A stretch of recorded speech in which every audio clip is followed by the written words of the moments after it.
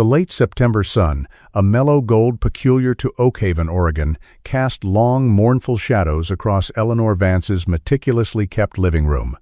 18 years. 18 years to the day since the laughter had been stolen, since the vibrant hues of her life had leached into a persistent, dull gray. She sat, a woman carved from stillness, on the antique chaise lounge, a relic from a happier time, its damask worn smooth by countless hours of silent vigilance. Anne. The television remote, an anachronism in her otherwise timeless room, felt cold and heavy in her hand. Her mother, Evelyn Hayes, a woman whose own grief had etched a family portrait, once vibrant with laughter, now a haunting reminder of a sun-drenched Oregon day in 1998, when a father and his little girl drove into oblivion. For 18 years, only silence answered a mother's desperate pleas. Then, a seemingly insignificant discovery in a forgotten corner of a scrapyard ignited a spark, threatening to expose a truth far more terrifying than anyone could have imagined. Hit that subscribe button and drop a comment below with your theories as we unravel this chilling mystery. Fine lines around her kind eyes sat beside her, a silent pillar of support. Evelyn's presence was a comforting, familiar weight, a shared sorrow that needed no words. This day, this anniversary, was a ritual of remembrance, a painful pilgrimage back to the moment their world had fractured. "It's nearly time, dear," Evelyn whispered, her voice a soft rustle like autumn leaves. Eleanor nodded, her throat tight.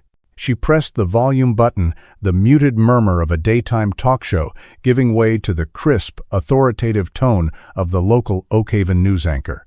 Her eyes, the color of a stormy sea, were fixed on the screen, a familiar knot of dread and a perverse flicker of hope coiling in her stomach.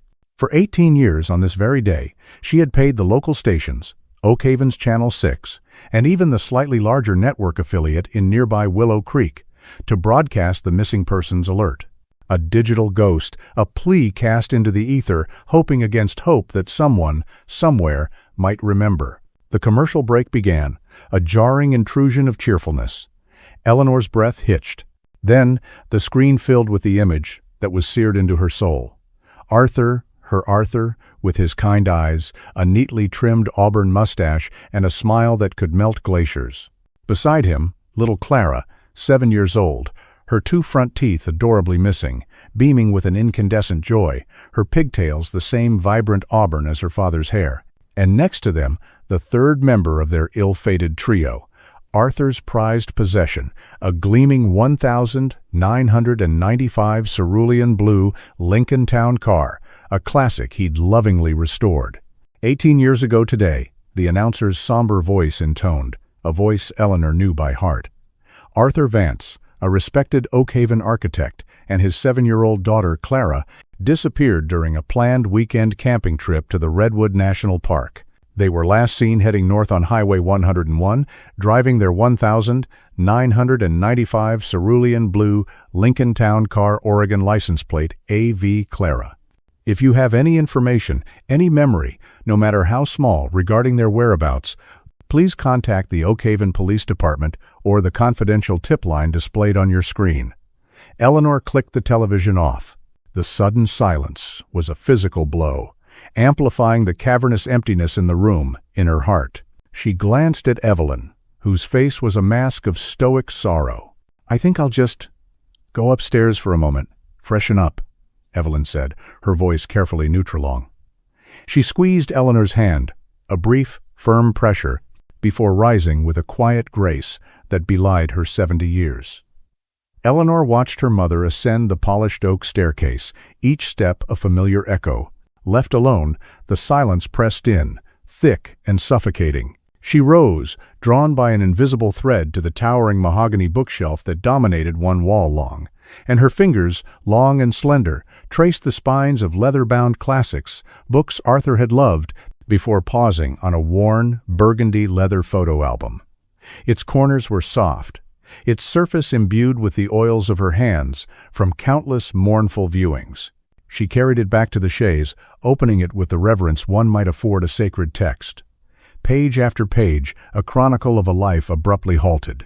Arthur, Beaming beside the Lincoln, the day he'd finally finished its restoration, Clara perched on the hood, giggling. Clara's first day of kindergarten, her backpack almost as big as she was, Arthur kneeling beside her, adjusting her collar. The three of them at the Oakhaven Founders' Day picnic, faces alight with shared laughter, ice cream dripping down Clara's chin. Each photograph was a pinprick, a fresh stab of an old wound. Eleanor's trembling finger traced the outline of Clara's smiling face, the gap-toothed grin that had once been her sunshine. "Oh, my little songbird," she whispered, the endearment Arthur had always used for Clara catching in her throat. "Where did you fly away to?" The question, uttered countless times into the void, remained unanswered. The shrill, unexpected ring of the telephone sliced through the heavy silence, making Eleanor jump, her heart hammered against her ribs. She carefully closed the album, placing it on the nearby occasional table as if it were a sleeping child, before moving towards the antique telephone in the hallway. Her steps were hesitant, a premonition, cold and sharp, pricking at her senses. "Hello?" Her voice was a mere breath. "Mrs. Eleanor Vance?" The voice on the other end was male, professional, devoid of emotion. "Yes, this is she. This is Detective Harding with the Oakhaven Police Department. I'm calling Mrs. Vance because we've just received a report, a rather unusual report, from a salvage yard down in Willow Creek. They believe they may have located a vehicle that could be relevant to your husband and daughter's case." Eleanor's free hand shot out, gripping the edge of the console table for support. The meticulously arranged porcelain figurines rattled faintly. "A vehicle? What kind of vehicle?" Her mind, a maelstrom of disbelief and sudden, terrifying hope, struggled to process the words.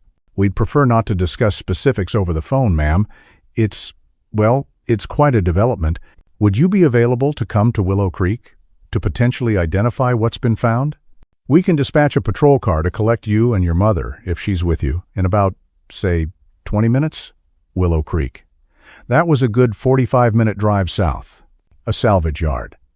The implications crashed over her like an icy wave. "Yes," Eleanor managed, her voice hoarse. "Yes, Detective, we'll be ready."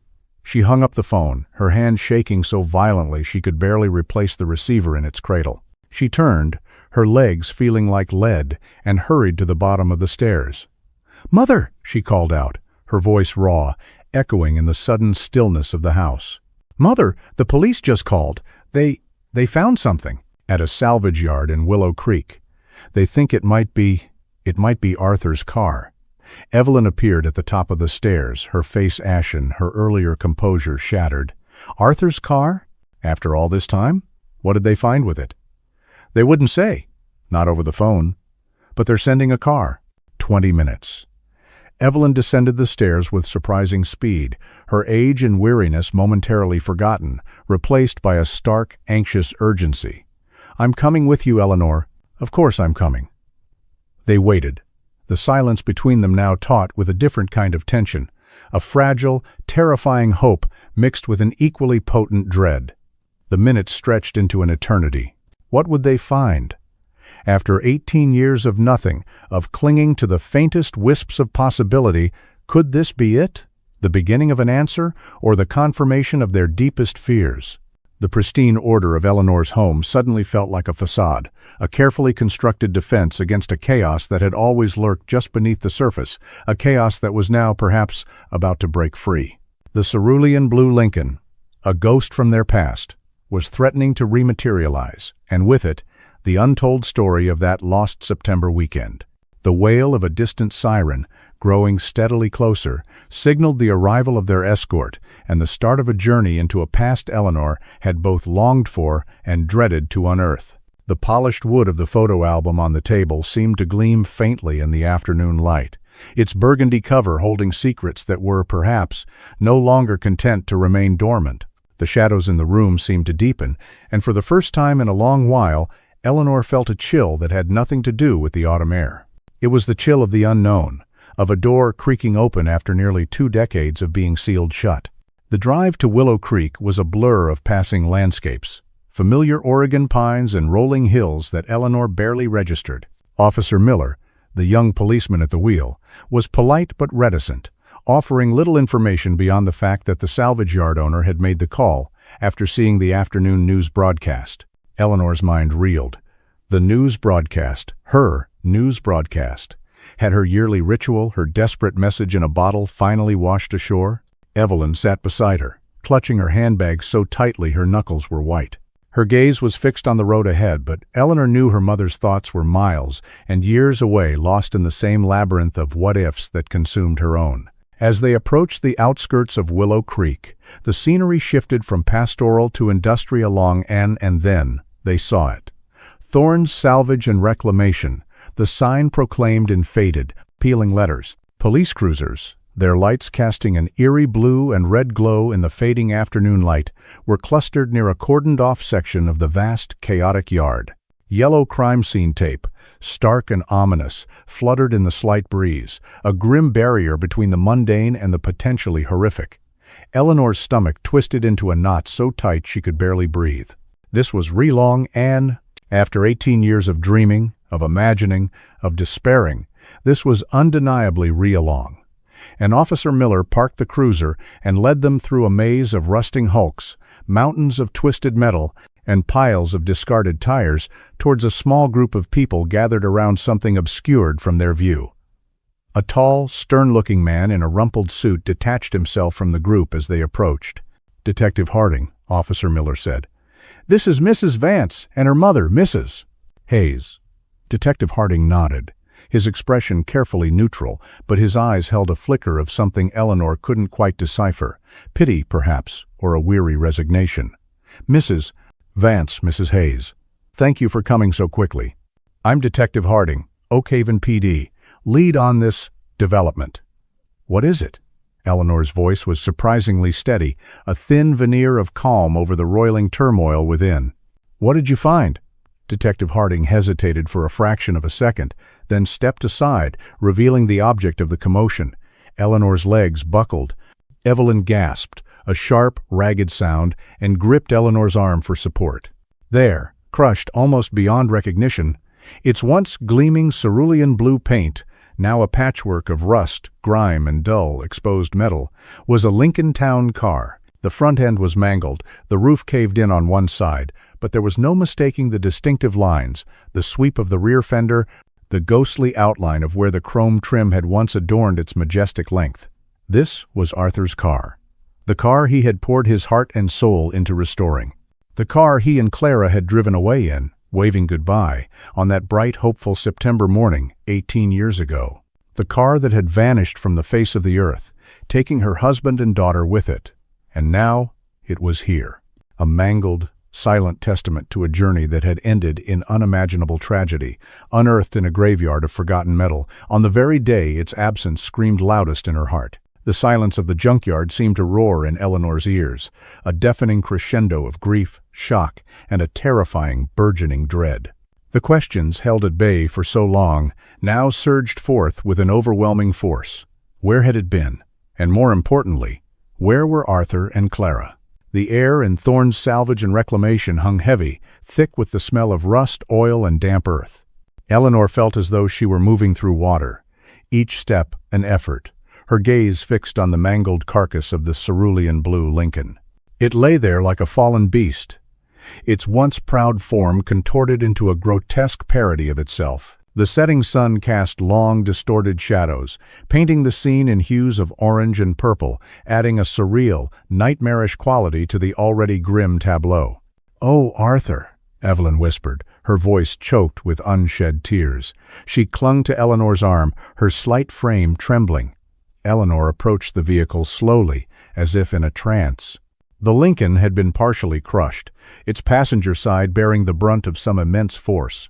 A massive, yellow excavator stood silent and menacing nearby, its heavy claw caked with dirt, a silent accuser. Police officers, their faces somber, moved with practiced efficiency.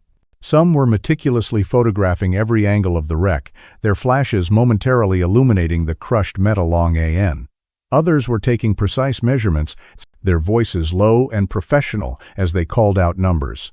A team was carefully sifting through the debris scattered around the car. "We can't safely access the interior yet due to the structural instability," Detective Harding explained gently, his voice a low rumble beside her. The Willow Creek Fire Department's heavy rescue unit is on its way to stabilize it. But we needed to confirm. Mrs. Vance, can you be certain? Is this your husband's car?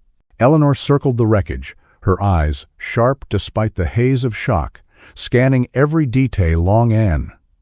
The distinctive curve of the trunk lid, though dented, was unmistakable. The remnants of a chrome strip along the lower body, now twisted and torn. She remembered Arthur polishing that chrome until it gleamed, Clara helping with her own little rag, chattering away. The memory was so vivid, so painful, it stole her breath. Finally, she stopped at what remained of the front passenger side wheel, well long and even. Through the grime and rust, she could make out a small, uniquely shaped scratch near the edge of the fender, almost hidden by the buckled metal long. Anne. Arthur did that, she said, her voice distant, as if narrating a dream. He was backing out of the garage, the week before they left. He misjudged the turn, scraped it against the brick pillar. He was so annoyed with himself. We were going to get it touched up, but... Her voice trailed off, the unspoken, but they never came back, hanging heavy in the air. She looked up at Detective Harding. Her eyes filled with tears she refused to shed. A storm of emotion raging behind a fragile dam of Contro. Long Anne, yes, she said, her voice firming despite the tremor that ran through her. This is their car. This is Arthur's Lincoln. Detective Harding nodded solemnly, his gaze compassionate. He then gestured towards a man standing nervously at the edge of the crime scene tape, wringing his hands. The man was of medium build, perhaps in his late 50s, with thinning gray hair and a harried expression.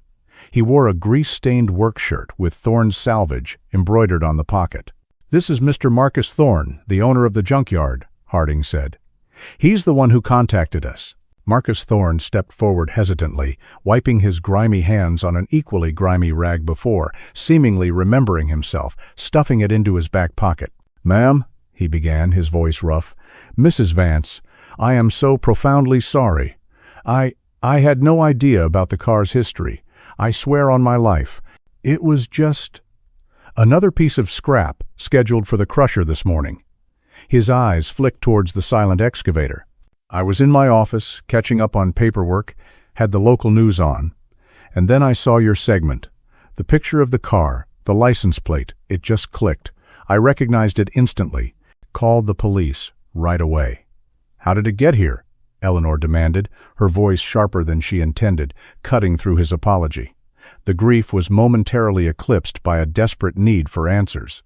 "Who brought it in? When?" Marcus Thorne shifted uncomfortably from one foot to the other, his gaze dropping to the dusty ground. That's the problem, ma'am. I don't have any official record of it. It's not in our system. No intake form, no bill of sale, nothing."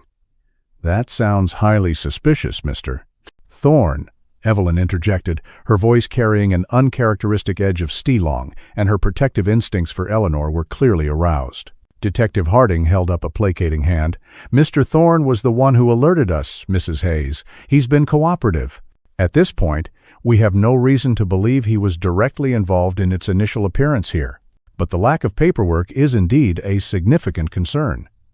"I've been racking my brain trying to figure it out myself," Thorne insisted, his face etched with genuine distress. "We have strict protocols. Or we're supposed to. Paperwork for every vehicle, VIN checks, driver's licenses, proof of ownership or a salvage title, the works. This one, it just sort of appeared." As he spoke, a figure emerged from the gloom of a nearby shed, a woman in her late 30s perhaps, dressed in greasy overalls, her dark hair pulled back in a messy ponytail. Long Anne. She wiped her hands on a rag, her expression curious as she approached the group. "I saw Reese bring it in," she said, her voice clear and direct, cutting through Thorne's flustered explanation. All eyes turned to her. "Reese?" Detective Harding asked, his attention immediately sharpening. "Reese called her," Thorne elaborated, a new layer of anxiety tightening his features. "He's he's not exactly a partner, more like my senior technician. Head mechanic, runs the technical side of things, knows these old machines inside and out. He's good at his job." There was a faint hesitation in Thorne's voice that didn't escape Eleanor's notice. The woman in overalls nodded. "Yeah, Reese. Brought it in on the flatbed about a week ago. Maybe a little more." Said it was a special project, some kind of private D Long Ann. Told us to leave it be until he said otherwise. Parked it way in the back, near the old oaks. Detective Harding immediately pulled out his phone. "We need to speak with Mr. Calder. Urgently. Can you reach him, Mr. Thorne?" Thorne nodded, fumbling for his own worn cell phone. He dialed a number, listened for several moments, his frown deepening. He shook his head. "Goes straight to voicemail, Long Ann. That's unusual for Reese. He usually answers, even if it's just to tell me he's busy." "I'll need his home address, Mr. Thorne," Detective Harding said firmly, "and any other contact information you have for him." "Of course, Detective, right away," Thorne replied, pulling a small, dog-eared notebook and a stub of a pencil from his breast pocket. He scribbled down an address, tore out the page, and handed it to Harding. "He lives out on the old Miller farmstead, south of Oakhaven, towards the Blackwood Forest. Pretty isolated." Detective Harding took the paper and turned to one of his uniformed officers. "Officer Jennings, I want a unit dispatched to this address immediately. Priority 1. Have them locate Mr. Reese Calder and bring him in for questioning. Advise caution. We don't know what we're dealing with here."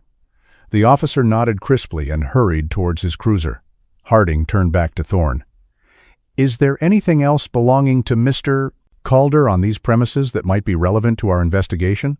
His office, personal locker, tools?" "His office, yeah," Thorne said, gesturing towards a small, dilapidated building near the main gate that served as the Junkyard's administrative hub. "It's usually locked. Only Reese has the key. He's particular about his space. We'll need a warrant to search it properly if he's not here to grant consent," Detective Harding said, turning to another officer. "Get the paperwork for that in motion. Expedite it." Eleanor stood silently through this rapid exchange, her eyes never leaving the crushed blue Lincoln. 18 years. 18 years of wondering, of hoping against hope, of living in a limbo of unanswered questions. And now this. The car that had carried her husband and daughter away from her, the last tangible link to their final moments, was here. Mangled, rusted, a ghost returned from a watery grave or a forgotten forest. But here, yet, there was no sign of Arthur or Clara. Only the silent, twisted, Long Ann. "Detective," Eleanor said, her voice low but clear, "the license plate, A.V. Clara. Was it on the vehicle when it was found?" Harding shook his head. "No, Mrs. Vance, no plates were on it. That was one of the first things we checked. If it had plates, Mr. Thorne might have run them sooner. The woman who saw Mr. Calder, bring it in, Miss Peterson."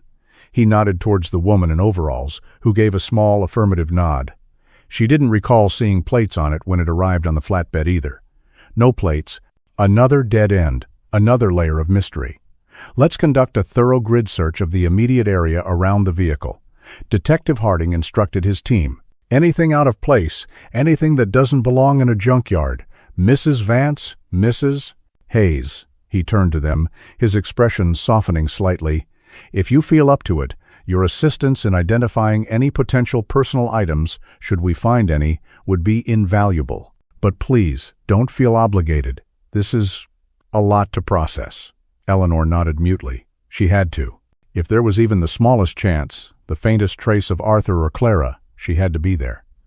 Evelyn squeezed her arm, a silent message of solidarity. Together, they followed the officers as they began their methodical, painstaking search of the grimy, cluttered ground surrounding the Lincoln.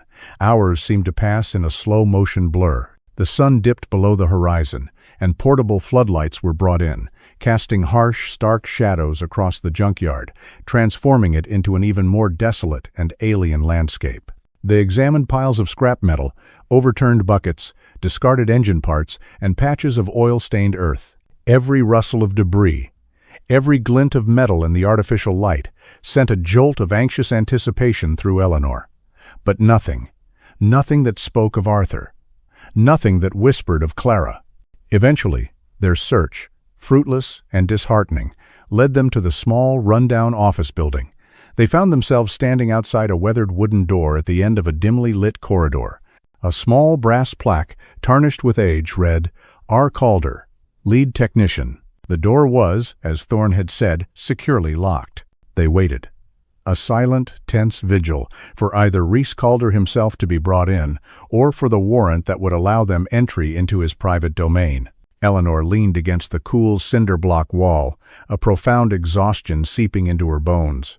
An exhaustion that was more than just physical long on end. It was the weight of 18 years of grief, now compounded by the fresh shock and the dawning, terrifying realization that the answers, if they came, might be more horrific than the not knowing. Evelyn stood beside her, one arm wrapped protectively around her daughter's shoulders.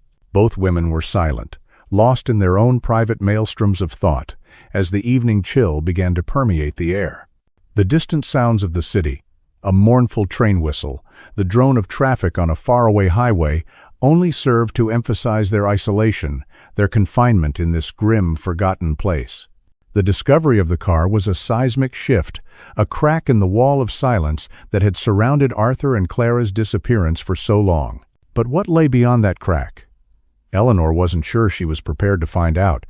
Yet she knew, with a certainty that settled deep in her soul, that she couldn't turn back now. The ghost of the cerulean blue Lincoln had led her here, to this locked door, to this missing technician.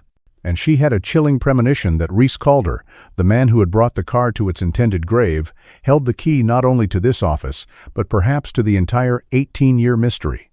The minutes ticked by, each one an eternity. The only sounds were the occasional crackle of a police radio and the distant clanging of metal as the salvage yard settled in the cooling night. Eleanor closed her eyes, picturing Arthur's smile, Clara's bright, infectious laugh. The images, once a source of comfort, now felt like shards of glass in her heart. The hope that had flickered earlier was dimming, replaced by a cold, hard dread. What secrets lay behind that locked door? And what would happen when Reese Calder was finally found? Chapter 3. The Technician's Tale and a Mother's Gambit. The air in the narrow corridor outside Reese Calder's office grew colder as the night deepened. Eleanor shivered, though whether from the dropping temperature or the icy tendrils of apprehension coiling in her stomach, she couldn't say. Evelyn, ever attuned to her daughter's distress, pulled the shawl she wore a little tighter around Eleanor's shoulders. The weight was agonizing, a suspended moment between a devastating discovery and an unknown, potentially more horrifying revelation. Finally, after what felt like an age, the sound of approaching footsteps and hushed voices broke the tense silence. Detective Harding appeared at the end of the corridor, accompanied by two uniformed officers. Between them walked a man, his head bowed, his hands cuffed behind his back. He was tall, wiry, with lank, dark hair that fell across his forehead, partially obscuring his features. He wore a faded flannel shirt and jeans, both stained with what looked like grease and dirt. As he was brought closer, he lifted his head slightly, and Eleanor got her first proper look at Reese Calder. His eyes, a pale, washed-out blue, flickered towards her and Evelyn for a fleeting moment, unreadable, before darting away. He had a gaunt, almost haunted look about him, his face pale and drawn. He looked to be in his early 40s, but there was a weariness about him that spoke of a harder, older existence. Mr. Calder was apprehended at his residence without incident, Detective Harding stated, his voice carefully neutral. Anne, he's agreed to speak with us. We'll conduct the initial interview here, given the proximity of the evidence. He gestured towards the locked office door. Mr. Calder, we have a warrant to search your office. However, if you're willing to grant consent, it would expedite matters. Reese Calder remained silent for a long moment, his gaze fixed on some indeterminate point on the floor. Then he gave a barely perceptible shrug. Fine, he mumbled, his voice raspy, as if from disuse. Nothing in there to hide. Keys are in my front left pocket. An officer retrieved a ring of keys, selected one, and unlocked the door. The smell that wafted out was a strange mixture of stale coffee, metal, and something else, something vaguely chemical that Eleanor couldn't quite place. Detective Harding gestured for Eleanor and Evelyn to remain in the corridor, while he and another officer, along with Calder, entered the small, cluttered office. The wait resumed, but now it was charged with a different kind of electricity. They could hear the low murmur of voices from within, the occasional rustle of papers, the opening and closing of drawers. Eleanor strained her ears, trying to decipher any words, any clue, but the sounds were indistinct, frustratingly vague. After what seemed like another eternity, perhaps 20 minutes that felt like hours, Detective Harding emerged, his expression grim. Mrs. Vance, Mrs. Hayes, Miss... Calder has provided an account of how the vehicle came to be here. He's willing to repeat it for you, if you feel up to hearing it. Eleanor's heart hammered. This was it. She nodded, unable to speak. Evelyn squeezed her hand, a silent reassurance. They were ushered into the small, cramped office. It was utilitarian and stark, a single metal desk cluttered with tools, schematics, and greasy rags. A couple of filing cabinets stood against one wall, and a pinboard covered in invoices and faded photographs of machinery hung crookedly above the desk. Reese Calder sat slumped in a metal chair, his cuffed hands resting on his knees. He didn't look at them. "Mr. Calder," Harding prompted gently, "please tell Mrs. Vance and Mrs. Hayes what you told us." Calder took a deep, shuddering breath. When he finally spoke, his voice was low, almost a monotone. About a week, 10 days ago maybe. An old fella brought it in. Drove it up on a beat-up flatbed trailer, one of those you rent by the day. Said he didn't have any use for the car anymore. Said it had bad memories. Wanted it gone. Crushed. Destroyed. This man, Eleanor forced the words out, her voice trembling. "Did he give you his name? Did you get any paperwork from him?" Calder shook his head slowly. "Number, that's where it got weird. He paid cash. A good amount, too. More than we'd usually get for a hulk like that, especially in that condition. But when I tried to get his information, for the records, for Mr. Thorne, he just clammed up. Got agitated. Said he didn't want any fuss, no names, no tray, Long Ann. Then he just ran off. Literally. Left the keys in the ignition of the Lincoln, hopped in his truck, and peeled out of the yard before I could say another word.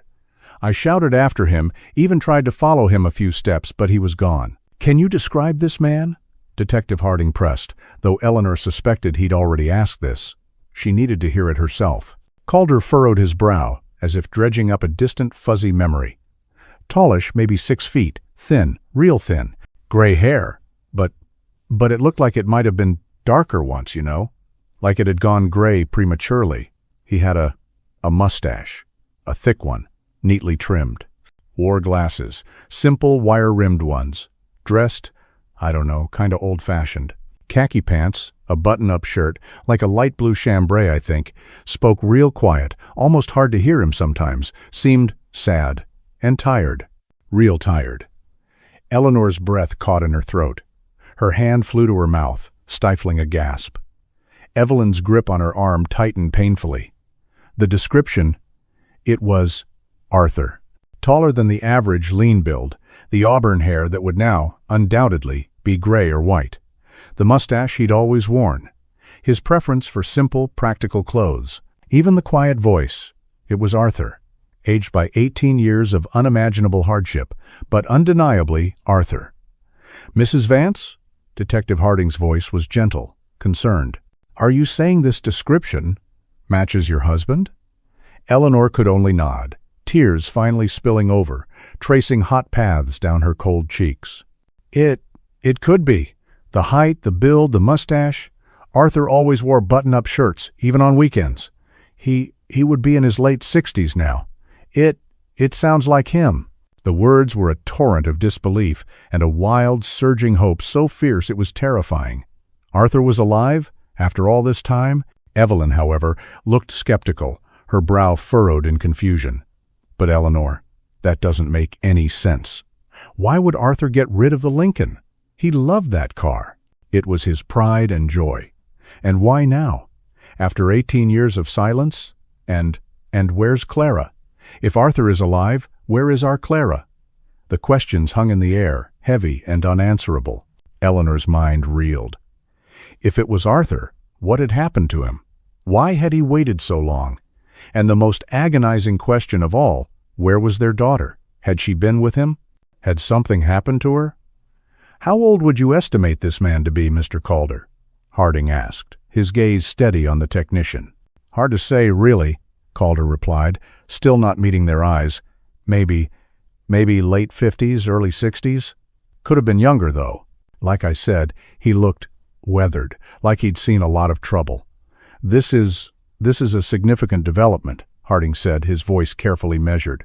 "Mr. Calder, did this man say anything else? Anything about where he'd been or about anyone else?" Calder shook his head. number. Just that the car had bad memories, and he wanted it gone.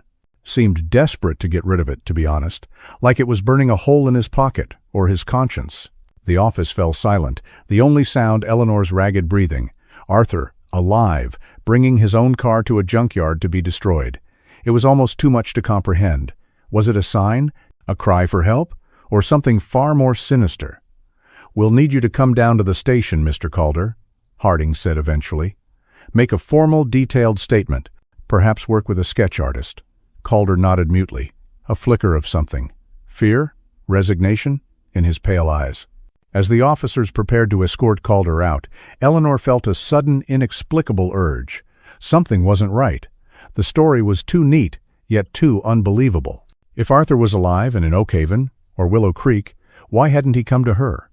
Why destroy the car, their last link to Clara, in such a clandestine way?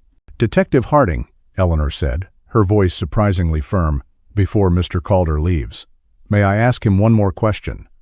Harding hesitated, then nodded. "Briefly, Mrs. Vance." Eleanor stepped closer to Calder, forcing him to look up at her. His eyes were evasive, shifty. "Mr. Calder," she began, her voice low and intense. "When this man brought the car in, did you happen to notice anything inside it? Any personal belongings?" "Anything at all?" Calder frowned, seemed to search his memory. "No, not really. It was pretty stripped. Seats were torn, dashboard cracked. Looked like it had been sitting out in the weather for a long, long time. Smelled musty, just empty. Except—" he paused, a flicker of something in his eyes. "Except what, Mr. Calder?" Eleanor pressed, her heart pounding. "There was an old, tarnished silver locket. On the floor, passenger side, kinda wedged under the seat ray. Long and it looked like it might have been a kid's, heart-shaped. Nothing fancy. I picked it up, figured it wasn't worth anything. Just tossed it in my desk drawer. Meant to throw it out." "A silver locket, heart-shaped." Clara had a locket exactly like that. A gift from Evelyn on her 6th birthday. Eleanor had a photograph of her wearing it, tucked into the burgundy album. Her breath caught. "Your desk drawer, Mr. Calder?" Evelyn interjected, her voice suddenly sharp, her eyes narrowed. "Which drawer would that be?" Calder gestured vaguely with his cuffed hands towards the metal desk. "Top one, I think. Right side." Before Detective Harding could intervene, Evelyn, with a suddenness that surprised everyone, let out a small theatrical gasp and clutched at her chest, her eyes wide with alarm. Oh, my dear, I think the stress. My heart medication. I usually keep a spare nitroglycerin tablet in my locket. The one I'm wearing? But I think I might have left my other locket, the one with the emergency pills, in the car when we drove down here. Oh, Eleanor, I feel quite faint." Eleanor, momentarily stunned by her mother's dramatic pronouncement, rushed to her side. "Mother, are you all right?" She knew Evelyn had a heart condition, but this sudden display was uncharacteristic. "My locket, Eleanor, my spare pills." Evelyn fumbled at the clasp of the gold locket she always wore, her fingers appearing clumsy. "I must have it in case. Oh, I feel quite dizzy." Detective Harding looked concerned. "Do you need medical attention, Mrs. Hayes?" No, Detective," Evelyn said, waving a dismissive hand, though her voice was breathy. "Just, if I could perhaps sit down in Mr. Calder's office for a moment? And perhaps if someone could check his desk drawer? For that other locket he mentioned? It sounds terribly similar to the one I sometimes use for my pills. Such a silly place to keep them, I know, but..." She let her voice trail off, looking frail and flustered.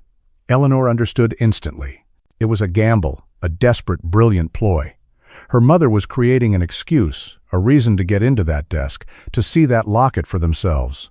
The police might search, but they wouldn't know the significance of a simple silver locket. Only she and Evelyn would.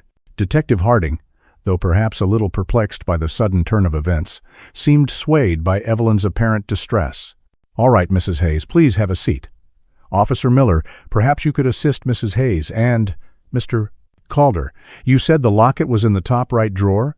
Calder, looking slightly bewildered by the sudden drama, nodded mutely. Officer Miller gently guided Evelyn to the chair Calder had vacated. Evelyn sank into it with a sigh, fanning herself with her hand. "Thank you, officer. So kind.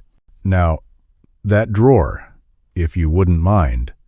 With a sigh, Detective Harding, seemingly to humor the distressed elderly woman and perhaps to verify Calder's claim about the locket, nodded to another officer. "Check the drawer, Henderson. Let's see if we can find Mrs. Hayes's, or any other locket." Officer Henderson approached the desk, pulled open the top right drawer. It was cluttered with an assortment of items: pens, loose screws, old receipts, a tangled pair of earbuds. He rummaged through it for a moment. Eleanor held her breath. Evelyn watched, her eyes sharp and focused despite her feigned frailty. This was it. A tiny, tarnished piece of silver, mentioned almost as an afterthought, could be the key. A key that Reese Calder, for reasons unknown, had kept, not discarded. Why? The question screamed in Eleanor's mind, even as she prayed with every fiber of her being that the locket Officer Henderson was about to pull from that drawer was the one that had once graced her daughter's neck. The silence in the small office was so profound she could hear the frantic thumping of her own heart. Officer Henderson continued to sift through the contents of Reese Calder's desk drawer. The metallic clinking of unseen objects, the rustle of paper, each sound seemed amplified in the tense silence of the small office. Eleanor found herself holding her breath, her gaze riveted on the officer's hand as it moved through the detritus. Evelyn, despite her earlier display of frailty, sat upright, her eyes like chips of ice, missing nothing. Reese Calder himself remained slumped, his expression unreadable, though Eleanor thought she detected a subtle tightening around his jaw. Finally, Officer Henderson grunted softly. "Well, I'll be. There is a locket in here." He withdrew his hand, and resting on his gloved palm was a small, heart-shaped silver locket, tarnished with age, its chain a delicate, broken thread. Eleanor's heart leaped into her throat.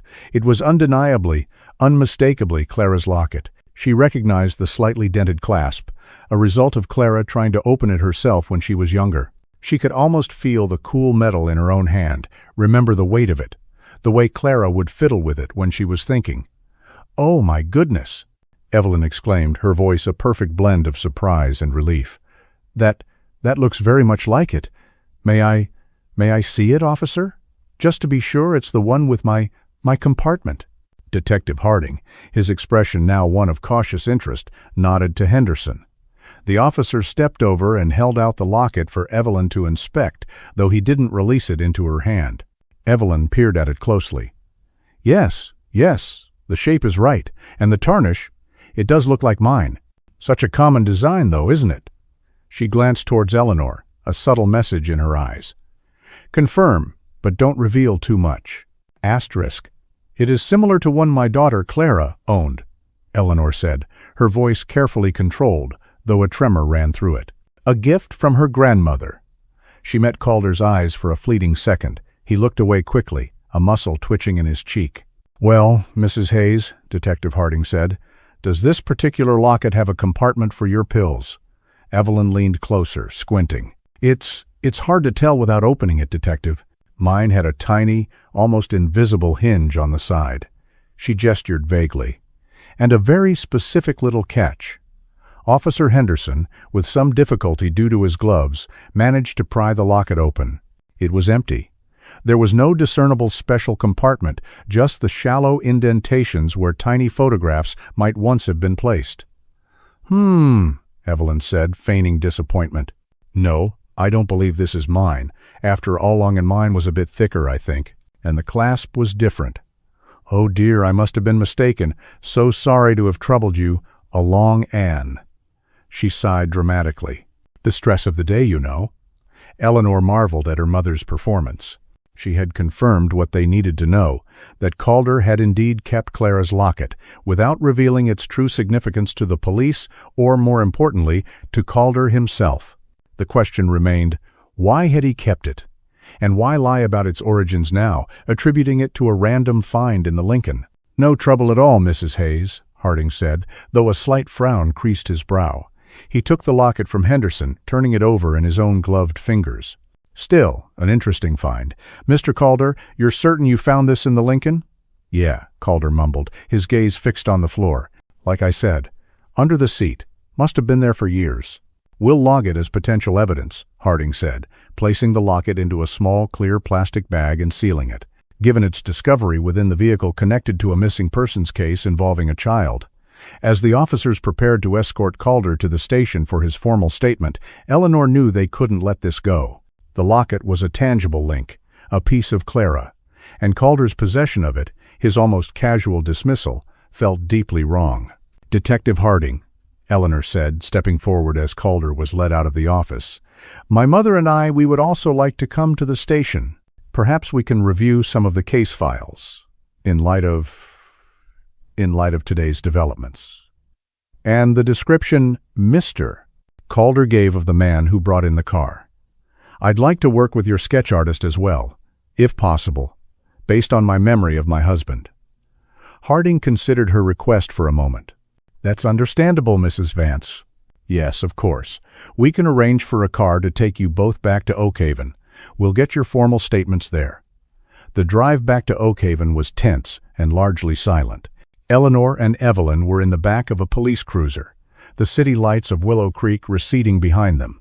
The discovery of the car, Calder's story, the description of the man who could be Arthur, and now the locket. It was a whirlwind, a maelstrom of conflicting emotions and unanswered questions. "He's lying, Eleanor," Evelyn said softly, once they were sure the officer driving couldn't overhear. "Reese Calder. He's lying about something. Why keep Clara's locket all these years if it was just a random find? And why not mention it until you pressed him?"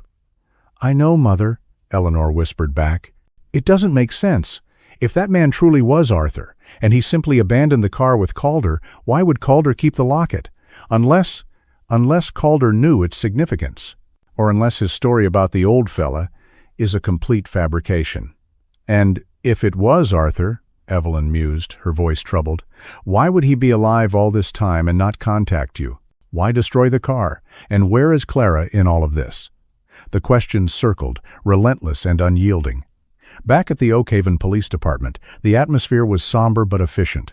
They gave their statements, Eleanor meticulously recounting every detail she could remember about Arthur, trying to overlay it with Calder's description. She spent over an hour with a forensic sketch artist, painstakingly trying to recreate the face of the man Calder claimed to have seen, a face that was achingly familiar, yet distorted by the passage of 18 years and the lens of an unreliable narrator. While Eleanor was with the sketch artist, Evelyn, with a quiet determination, had an idea. "Detective Harding," she said, approaching him in the bustling squad room. "That locket, it reminded me. Clara had another favorite possession, a small antique music box, rosewood, with a little brass ballerina that twirled when you opened it. It played Fur Elise. Arthur found it at a flea market. She took it everywhere. If Mr. Calder's office wasn't thoroughly searched for small items." Harding looked at her, a new respect dawning in his eyes. "Your daughter's music box, Mrs. Hayes. You think it might also be connected?" "It's a long shot, Detective, but if that locket was there, perhaps other small, sentimental items were overlooked, things that wouldn't mean anything to anyone but us." Harding considered this. Calder's office had been given a preliminary search, but perhaps not with the specific focus on a child's keepsakes. "We can have the Willow Creek PD do another sweep of Calder's office, specifically looking for items matching that description. It's worth a try." The rest of the night passed in a blur of exhaustion and anxiety. Eleanor and Evelyn were eventually driven home, the familiar surroundings of Eleanor's house offering little comfort. Sleep was impossible. Every creak of the old house, every shadow, seemed a whisper of Arthur and Clara. The next morning, as dawn painted the sky in pale, watery colors, the phone rang. It was Detective Harding. "Mrs. Vance," he said, his voice carefully controlled. "The officers in Willow Creek conducted a more detailed search of Mr. Calder's office early this morning based on Mrs. Hayes' suggestion." He paused, and Eleanor's heart leaped. "They found something, tucked away in the back of a filing cabinet under a pile of old invoices, a small rosewood music box." Eleanor sank into a chair, her legs suddenly weak. Does it have a ballerina?" "Does it play Fur Elise's?" "It does, Mrs. Vance. And there's something else. Scratched very faintly into the brass plate on the underside, almost invisible unless you're looking for it, are the initials C.V. Clara Vance, her Songbird's music box. Mr. Calder is being brought back in for further questioning regarding these items. Harding continued. He's still sticking to his story about the old man and the Lincoln, and claims he has no idea how the music box got into his office. Says it must have been there for years, left by a previous occupant. But the accumulation of these specific, personal items belonging to your daughter, found in his possession or in the vehicle he admits to handling, it's highly suspicious, to say the least. Eleanor felt a surge of icy resolve. Reese Calder knew more, much more. And he wasn't just a casual observer in this 18-year nightmare. He was a part of it. "Detective," Eleanor said, her voice low and firm, "that music box, it's not just any music box. Arthur bought it from a very specific antique dealer in Portland, a man named Alistair Finch, who specialized in musical curiosities. Mr. Finch might remember it. He might even have records. If we could prove its provenance, its age, its uniqueness." "That could be very helpful, Mrs. Vance," Harding conceded. "If you can get us that information, it would certainly strengthen the connection." After hanging up, Eleanor turned to Evelyn, her eyes blazing with a fierce new energy. "Mother, we're going to Portland. We need to find Alistair Finch. If that music box is Clara's, and I know in my soul it is, then Reese Calder's lies are about to unrave long an." Evelyn, her face grim but resolute, nodded. "I'll get my coat, dear. Let's go find Mr. Finch." The discovery of the music box, following so closely on the heels of the locket, was no coincidence. It was a breadcrumb, a deliberate or perhaps carelessly overlooked clue, left in the lair of a man who was clearly more deeply entangled in her family's disappearance than he was letting on. The image of Reese Calder's pale, evasive eyes flashed in Eleanor's mind. He was a keeper of secrets, a watchman at the gate of a terrible truth. And Eleanor Vance was now determined to tear that gate down, no matter what horrors lay beyond. The journey to Portland, to a dimly remembered antique shop called the Gilded Relic, felt like the next crucial step on a path that was, with every passing hour, growing darker and more treacherous. They drove in Eleanor's sturdy sedan, the Oregon landscape a green blur outside the windows. The weight of the music box, now secured in an evidence bag at the Oakhaven Police Department, felt as if it were pressing down on them. It was a fragile, beautiful thing, a vessel of melody and memory, now a silent witness in a grim investigation. "The Gilded Relic," Eleanor murmured, remembering the name of Alistair Finch's shop. Arthur had been so pleased with his find, recounting how Mr. Finch had told him the history of the little rosewood box, its delicate Swiss mechanism. They found the shop tucked away on a quiet side street in one of Portland's older districts, its facade charmingly antiquated, the windows filled with an eclectic assortment of curios. A small bell tinkled as they pushed open the door, releasing the scent of old wood, beeswax, and forgotten things. The interior was a treasure trove, dimly lit and crammed with an astonishing variety of antiques. From grandfather clocks to porcelain dolls, from tarnished silver to dusty, leather-bound books. Presiding over this kingdom of the past was a man who Eleanor recognized instantly, though he was considerably older now, his once dark hair now a distinguished silver. Alistair Finch. He looked up from behind a cluttered counter, peering at them over the top of his half-moon spectacles. "Good afternoon, ladies," he said, his voice a soft, cultured burr. "May I be of assistance?" "Mr. Finch?" Eleanor began, her heart thrumming with a mixture of hope and trepidation. "My name is Eleanor Vance. This is my mother, Evelyn Hayes. We spoke with you many years ago.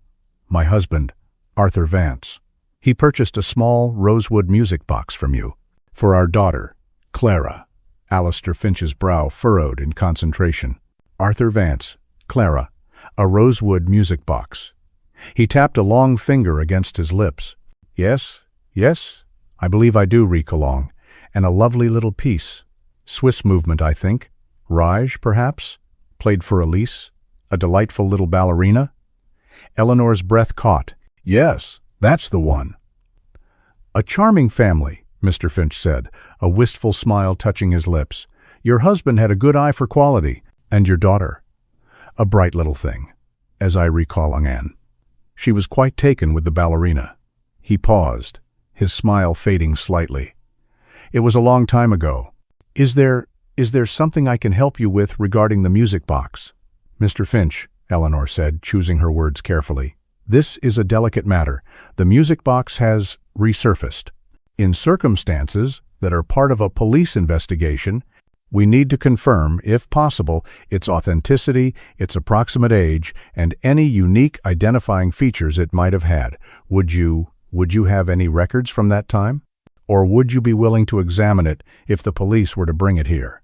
Alistair Finch's eyes, shrewd and intelligent, studied them intently. He seemed to sense the gravity of their request. "A police investigation, you say? My dear Mrs. Vance, this sounds serious indeed." He leaned forward. "I keep meticulous records, though going back nearly 2 decades might take some doing. As for examining it, of course, I'd be happy to assist in any way I can. If it is indeed the piece I sold to your husband, I would likely recognize its craftsmanship, perhaps even some minor idiosyncrasy that only a specialist would note." He gestured towards a comfortable-looking antique settee. "Please, sit. Tell me what you can.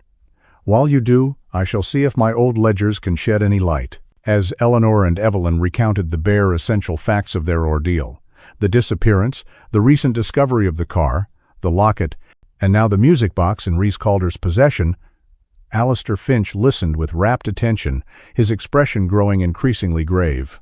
He then excused himself and disappeared into a back room, emerging sometime later with a dusty, leather-bound ledger.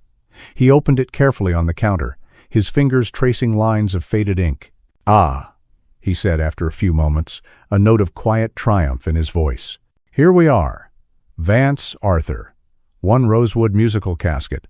Swiss Rouge movement. 4 Elise. Circa 1920s. Inlaid mother of pearl. Detailing around the escapement cover.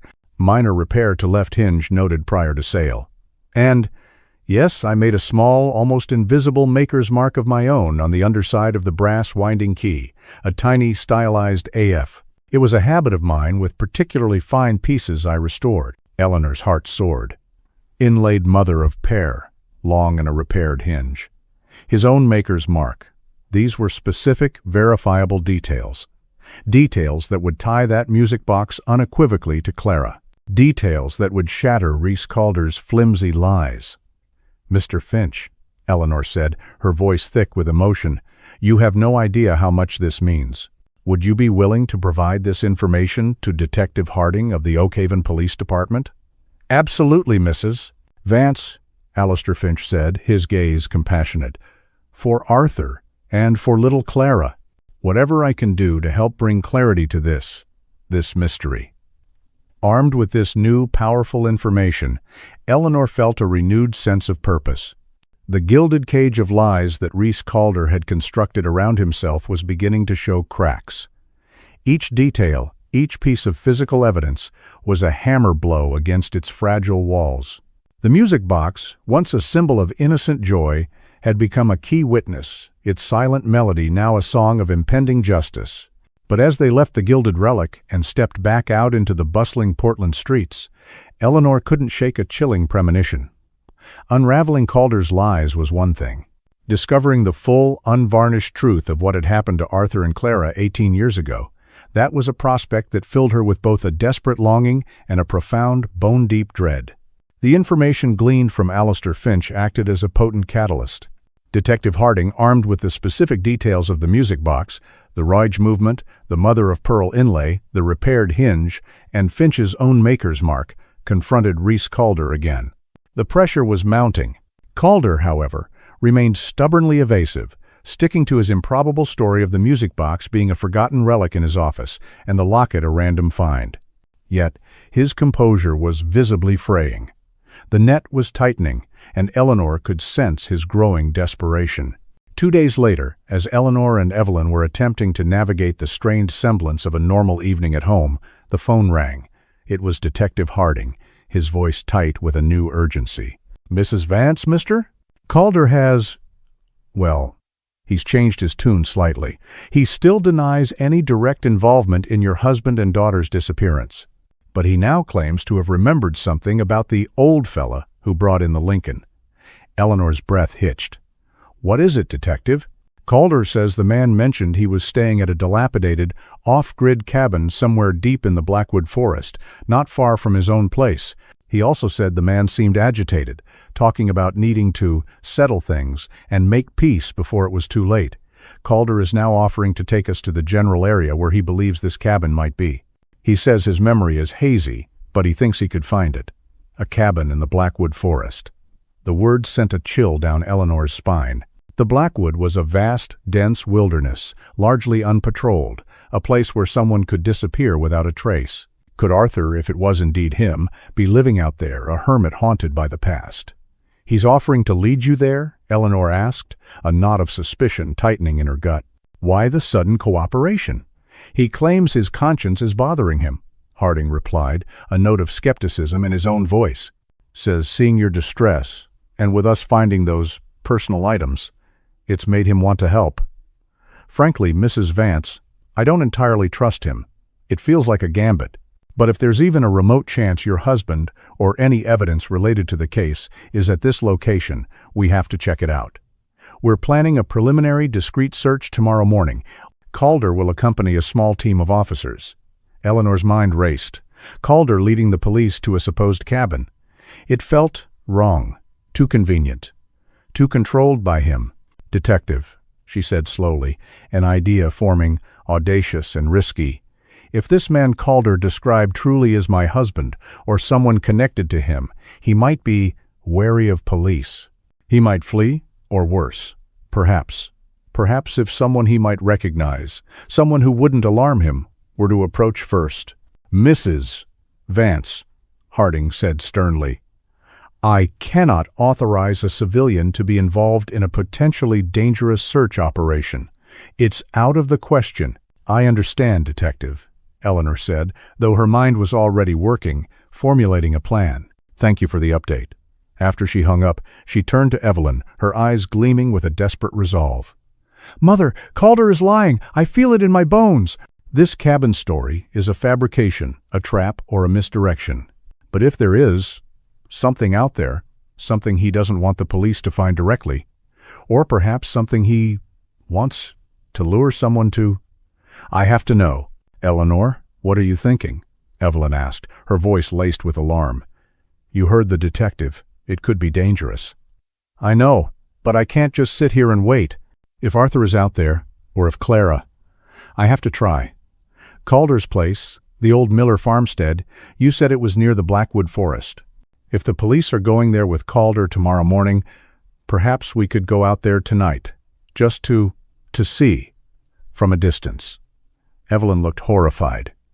"Eleanor, no, that's reckless.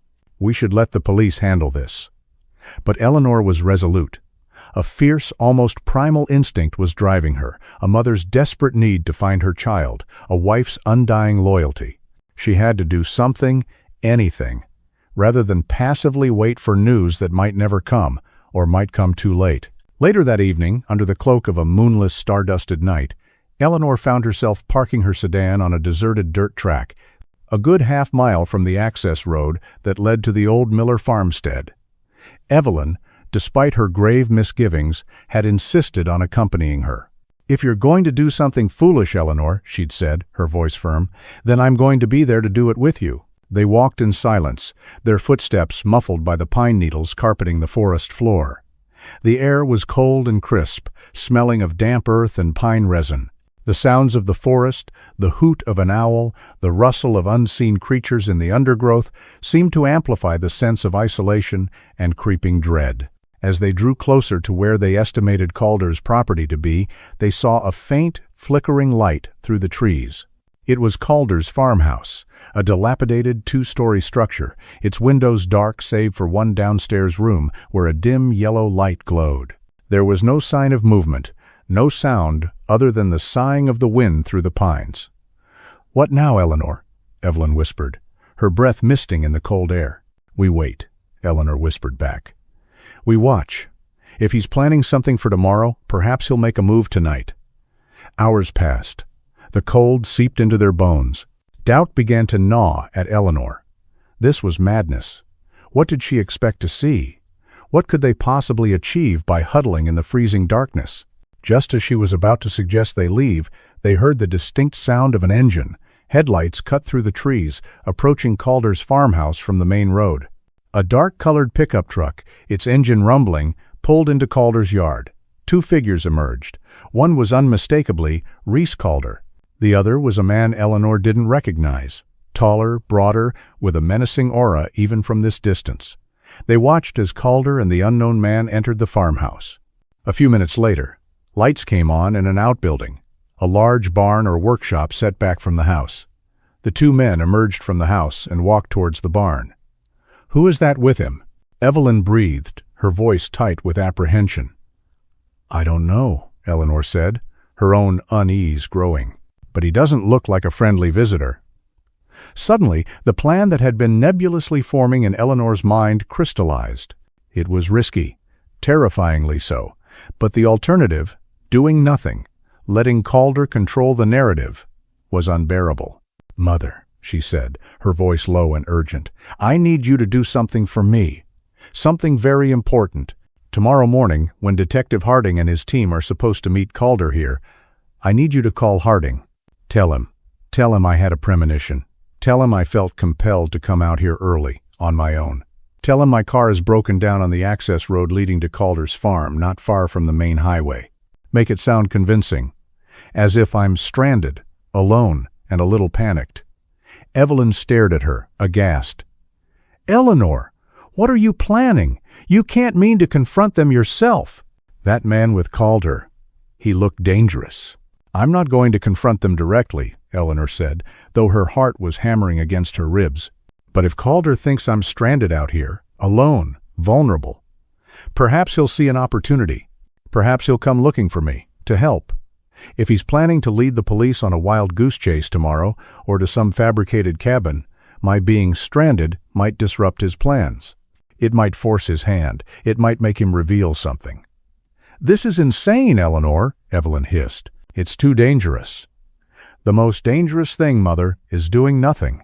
If that man Calder described is Arthur, and he's in some kind of trouble, or if Calder is involved in something far worse, this might be our only chance to flush him out, to see what he's really up to. Please, Mother, you have to trust me. Call Harding in the morning. Tell him I'm stranded and then wait for him to find me," she hoped. Reluctantly, her face etched with fear and worry, Evelyn finally nodded. "All right, Eleanor. All right. But you be careful-long, and promise me you'll be careful-long and—" "I promise," Eleanor lied, though she knew this plan was anything but careful-long, Anne. As dawn approached, painting the eastern sky in bruised purples and grays, Eleanor put her desperate plan into motion.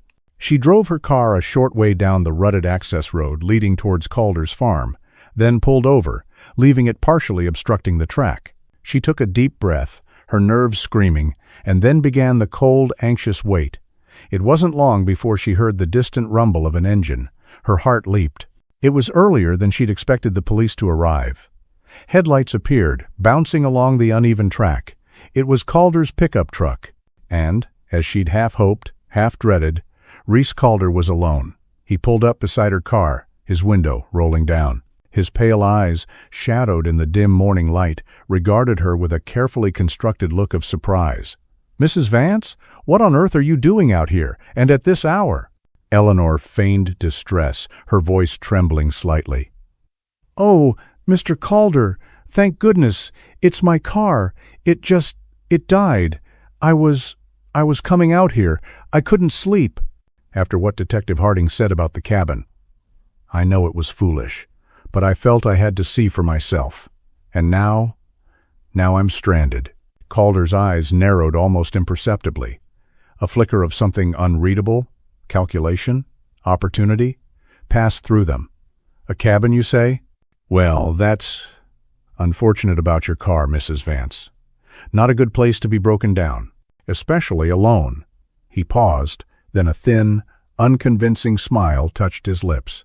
"Tell you what, hop in. I was just heading out to meet Detective Harding myself, to show him the area I was telling him about. We can look for this cabin together, and then I can give you a lift back to town, get a tow truck for your car." His offer was too smooth, too convenient, the serpent's lure. Eleanor's blood ran cold, but she kept her expression one of grateful relief. "Oh, Mr. Calder, would you? That would be a lifesaver. I was so worried." "No trouble at all, Mrs. Vance," he said, his smile widening slightly, though it didn't reach his eyes. "No trouble at all, Long Ann. Just get in. We wouldn't want you catching a chill out here." With a manufactured display of gratitude and relief, Eleanor got out of her car and climbed into the passenger seat of Reese Calder's pickup truck.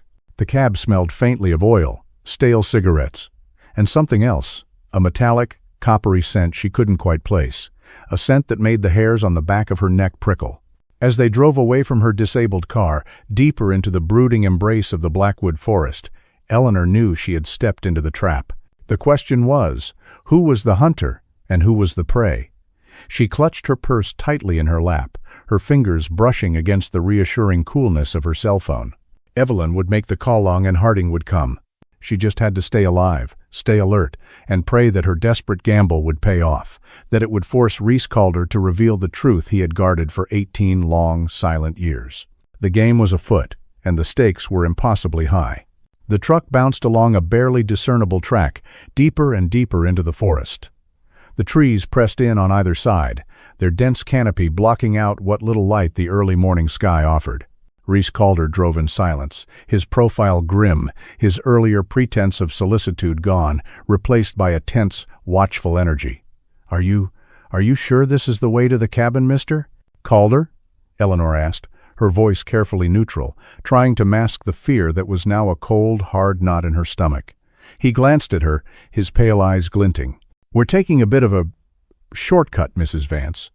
Thought we could cover more ground before Harding and his boys get here. This area, it's easy to get lost if you don't know it."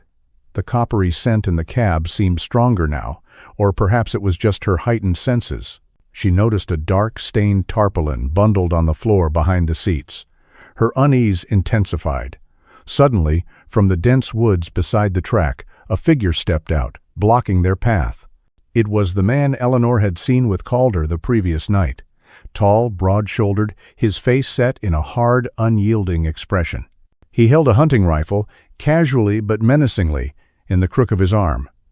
Calder brought the truck to an abrupt halt. He turned to Eleanor, and this time there was no smile, no pretense.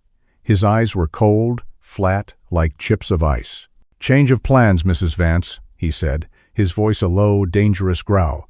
Long and before Eleanor could react, the passenger door was wrenched open, and the large man loomed over her. "Out," he snarled, his voice gravelly. And no sudden moves. Terror, stark and paralyzing, seized Eleanor. The trap had snapped shut. Chapter 6. The Blackwood Estate and a Desperate Whisper. The large man, whose name Eleanor would later learn was Cale, hauled her unceremoniously from the truck. His grip was like iron, bruising her arm. Reese Calder got out, his face a mask of cold indifference, and retrieved the stained tarpaulin from the back. He also produced a length of rope and a roll of duct tape. The coppery metallic scent Eleanor had noticed earlier now seemed to cling to the tarpaulin, and a sickening realization dawned on her. What are you doing?" Eleanor stammered, her voice barely a whisper, her eyes wide with a primal fear. The dense, silent forest seemed to press in on her, suffocating, offering no escape.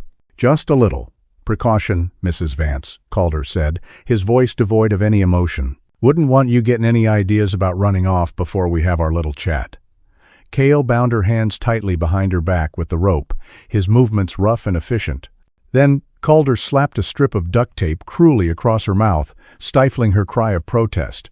Her eyes, wild with terror, darted between the two men. This wasn't about a cabin. This wasn't about Arthur. This was something far more sinister. She had walked into a nightmare. They frog-marched her off the track, deeper into the woods, Cale's hand still clamped on her arm, Calder leading the way. The undergrowth tore at her clothes, branches whipped at her face, but she stumbled on, propelled by a mixture of fear and a dawning, horrifying understanding. These men were not just involved in her family's disappearance, they were dangerous, capable of extreme violence. After what felt like an eternity of crashing through the dense forest, they emerged into a clearing. Before them stood a dilapidated, sprawling farmhouse, its paint peeling, its windows dark and vacant like lifeless eyes. Several equally derelict outbuildings sagged nearby. The entire place reeked of decay and isolation. This was no simple cabin. This was a compound, hidden deep within the Blackwood, a place where unspeakable things could happen, far from the prying eyes of the world. Eleanor recognized it, with a fresh wave of horror, as the old Miller farmstead Marcus Thorne had mentioned. Calder's home. But it felt less like a home and more like a prison. They dragged her towards the farmhouse, the porch steps creaking ominously under their weight. Calder pushed open the front door, revealing a dim, squalid interior that smelled of mildew, stale food, and unwashed bodies. The sparsely furnished living room was cluttered with junk, and a layer of grime covered every surface. They shoved her down a dark hallway and into a small, windowless room. It might have once been a pantry or a storage closet. It was bare except for a single rickety wooden chair and a bare light bulb hanging from a frayed wire, casting a sickly yellow glow. Cale pushed her roughly onto the chair, then Calder used another length of rope to tie her ankles to its legs. She was completely immobilized, helpless. "We'll be back, Mrs. Vance," Calder said, his voice a low sneer. "Got a few things to arrange. Don't go anywhere." He and Kyle then left, the heavy wooden door thudding shut behind them, plunging her into near darkness, the only light seeping from under the door. Tears of terror and despair streamed down Eleanor's face, trapped behind the suffocating duct tape. She struggled against her bonds, but they were too tight. Her mind raced. Evelyn would have called Detective Harding by now. They would be looking for her. But would they find her in time? This place. It felt like the end of the world. What horrors had transpired here? And what did these men want with her? Hours crawled by. The silence was broken only by the frantic thumping of her own heart and the occasional creak or groan from the decaying farmhouse. Thirst gnawed at her, her throat raw and dry, her muscles ached from the strained position. Just as she was beginning to succumb to a numb despair, she heard footsteps approaching the door. The door creaked open, and a figure stood silhouetted against the dim light from the hallway. It wasn't Calder or Kay Long-An. This man was older, slighter of build, his shoulders stooped. He carried a small, flickering oil lamp. As he stepped into the room, the lamplight illuminated a weathered face, deeply lined, with eyes that held a profound, weary sadness. He looked to be in his late 60s or early 70s. He placed the lamp on the floor, then approached her slowly. He didn't speak. He simply looked at her, his gaze filled with an emotion Eleanor couldn't quite decipher. Pity? Regret? He reached out a trembling hand, and to her astonishment, gently peeled the duct tape from her mouth. The sudden rush of air was a relief, though her lips were sore and raw. Who are you?" Eleanor rasped, her voice hoarse. The old man sighed, a sound like dry leaves skittering across pavement. "My name is Elias," he said, his voice soft, almost a whisper. Elias Calder. "Reese. Reese is my son." Eleanor stared at him, stunned. "Reese Calder's father? Here? In this prison?" "Please," Eleanor begged, her voice cracking. "You have to help me. Your son, he and that other man, they're dangerous. They're involved in something terrible. My husband Arthur and my daughter Clara. They disappeared 18 years ago. I think Reese knows what happened to them." Elias's face seemed to crumple, the lines deepening, his eyes clouding over with an unbearable pain. He sank down onto the floor, leaning against the wall, the lamplight casting flickering shadows across his anguished features. "Arthur and Clara Vance," he murmured, the names like a lament. "Cerulean Blue Lincoln, Redwood National Park, 18 years. He looked at Eleanor, his eyes brimming with unshed tears. I remember. It was all over the news back then. Such a tragedy." "You know something," Eleanor pressed, a desperate hope flaring within her. "Elias, please, if you know anything." "About my Clara, is she?" She couldn't bring herself to voice the ultimate fear. Elias closed his eyes, a single tear escaping and tracing a path down his weathered cheek. "They call her Serafina now," he whispered, his voice barely audible. "But her name, her real name is Clara. I heard him call her that years ago before he changed everything, before he tried to erase who she was." Eleanor gasped, her heart constricting. "Clara? My Clara is here? Alive?" The world tilted, a dizzying rush of disbelief and overwhelming, earth-shattering hope. Elias nodded slowly, his eyes still closed. "She's here, Mrs. Vance. In this cursed place. She's been here for so long." "But how?" Eleanor whispered, her mind struggling to comprehend. "Who is he? Who changed her name?" "Silas," Elias breathed, the name laced with a mixture of fear and loathing. "Silas Thorne. He runs this place. He's Marcus Thorne's stepbrother, the owner of the salvage yard. But Silas is the one in charge. He's the devil himself. Silas Thorne." The name sent a fresh wave of ice through Eleanor's veins, the junkyard owner's stepbrother, a hidden puppet master. "My son, Reese," Elias continued, his voice heavy with shame. "He fell under Silas's sway years ago, idolized him, saw him as strong, powerful, and not like me." He opened his eyes, their depths filled with a profound self-reproach. "Silas, he brought Clara here. After what happened to her father." "Arthur?" Eleanor choked out. "What happened to Arthur?" Elias looked away, unable to meet her gaze. "Silas is a monster, Mrs. Vance. He takes what he wants, and he silences anyone who gets in his way." The implication was clear, devastating. Arthur was gone, murdered. The hope that had flickered so briefly for him was brutally extinguished, leaving behind an aching, cavernous void. But Clara was alive, here. "Elias," Eleanor pleaded, her voice urgent, tears streaming freely now. "You have to help me. Help us. Help Clara. She's my daughter. We have to get her out of here." Elias looked at her, his face a mask of despair and conflict. "Silas, he's always watching. He has eyes everywhere. Cale is his enforcer, and Reese does whatever Silas tells him. I'm just an old man, a prisoner here myself in many ways, kept around because I'm Reese's father, and perhaps Silas finds some perverse amusement in my suffering." "But you told me about Clara," Eleanor insisted. "You called her by her name. You know this is wrong, Elias. Deep down you know it." Footsteps echoed in the hallway, heavy, purposeful. And Elias started, his eyes darting towards the door, fear flashing across his face. "They're coming back," he whispered, scrambling to his feet. "Silas, he knows you're here." Reese must have told him. He moved towards the door, then hesitated, turning back to Eleanor. His eyes, filled with a sudden, desperate resolve, met hers. "Listen to me," he whispered urgently, his voice so low she had to strain to hear. There's an old, disused root cellar, under the kitchen. The entrance is hidden beneath a loose floorboard, under the rug. If you can get free, if there's a chance." He broke off as the footsteps stopped outside the door.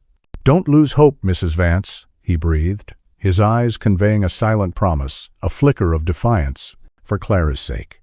Then the door was flung open, and Silas Thorne filled the doorway. He was a large, imposing man, older than Reese and Cale, perhaps in his late 50s, with a cruel, predatory face, eyes like chips of granite, and a smile that didn't reach them.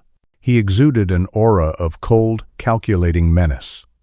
He was the man from her nightmares, the embodiment of the evil that had stolen her family. Well, Silas Thorne drawled, his voice a low, chilling rumble that sent shivers down Eleanor's spine. "What have we here? Eleanor Vance, I presume? Come all this way to find your precious little songbird." He chuckled, a dry, humorless sound.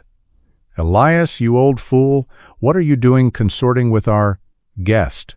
Elias flinched, but stood his ground, positioning himself slightly between Silas and Eleanor. She was asking for water, Brother Silas." "I was just seeing to her needs." Silas's eyes narrowed. "Generous of you, Elias. Very generous." He took a step into the room, his gaze fixing on Eleanor, a predatory gleam in his cold eyes. "So, Mrs. Vance, you've been a very persistent woman, stirring up trouble, asking too many questions. But now you're here, and the questions are all mine." He smiled again, that chilling, mirthless smile. "And I assure you, I always get my answers." Eleanor met his gaze, her terror warring with a desperate, burgeoning defiance. Clara was here, alive. And Elias, this broken, tormented old man, had given her a sliver of hope, a whisper of a chance. She wouldn't break, not now, for Clara. Silas Thorne circled Eleanor slowly, like a vulture assessing its prey. His presence filled the small, squalid room, radiating a palpable menace. Kyle and Reese Calder flanked him, their expressions grim and unyielding. Elias hovered near the doorway, his face pale, his hands trembling almost imperceptibly. "Persistent," Silas repeated, his voice a low purr that did nothing to mask the underlying threat. "That's what I admire. Persistence. Your husband, Arthur, he was persistent too, persistently naive, persistently trusting. It was his undoing."